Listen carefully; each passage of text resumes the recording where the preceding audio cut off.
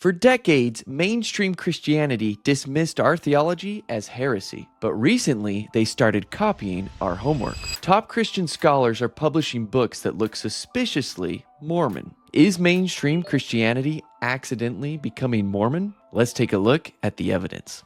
On this channel, we embrace weird Mormon beliefs and create a place for respectful commentary between Latter-day Saints and Christians. So what exactly are Christians borrowing, and what LDS doctrines are they reconsidering? The answer to these questions were perfectly highlighted in a recent episode of the Be Faithful podcast featuring Terryl Givens. You may have heard the name Terryl Givens before. He is a professor of religion and a fairly well-known Latter-day Saint. Terryl explains that what used to be considered unique Mormon heresies are becoming mainstream talking points.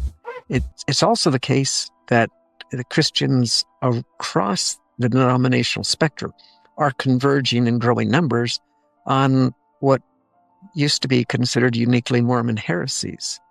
It is wild to see our weird beliefs suddenly being taken seriously. Some of those teachings that at one point in history really set us kind of outside the margins of mainstream Christianity are now being reinvestigated just vigorously by theologians. Now, talking about Mormon beliefs is one thing, but are Christians actually changing what they believe?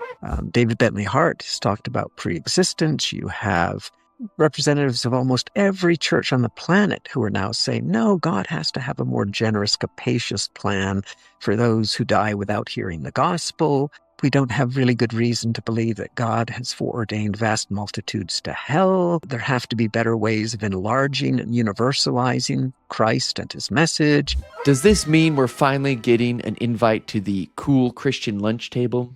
You can't sit with us! At the very least, these so-called Mormon ideas are now being taken seriously and examined in a new light. As researchers learn more about early Christianity, the theology of the Church of Jesus Christ of Latter-day Saints looks better and better.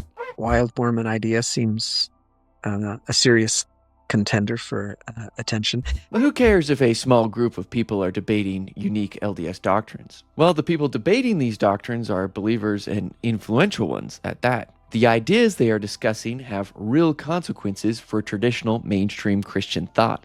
The evidence that this is more than just a fringe conversation is the sheer number of books being published on unique LDS claims. And suddenly there's just this flurry of books that have come out in the last 20 years.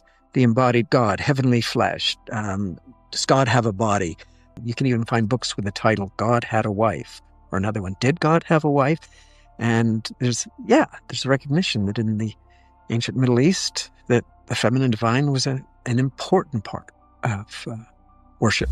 And it's not just limited to academia either. These radical beliefs are even trickling down to everyday content creators. I've seen so many people who seem to presuppose what Latter-day Saints believe. Just some random content creator talking about the pre-existence. She didn't use that word, but she was talking about it. She was talking about it, that it was a thing. And I was like, wait a second, is this a thing now for them? Beyond that, leading researchers outside of the field of religion are beginning to see merit in LDS ideas. Probably the world's most famous neuroscientist. Ultimately, his conclusion is that consciousness precedes existence.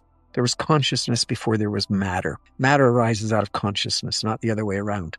And I asked him the question point blank. I said, so if we thought of that consciousness as being individuated, would that mean that we as human spirits could have existed before we were incarnate as human beings? And he said, yeah, that makes sense to me. That seems to me a possibility. By the way, here's the elephant in the room. Misconceptions about our weird beliefs are endless. If you want to help correct the record and normalize Latter-day Saint beliefs, then join the herd. But anyway, as Latter-day Saints and Christians continue to come together, you might be wondering whether this is actually a good thing. After all, there has been a violent history of conflict. To be Christian, we are called to love one another and build bridges. As Latter-day Saints, we can welcome these new questions while still respecting our Christian friends. There's a more sympathetic audience out there for much of what we teach.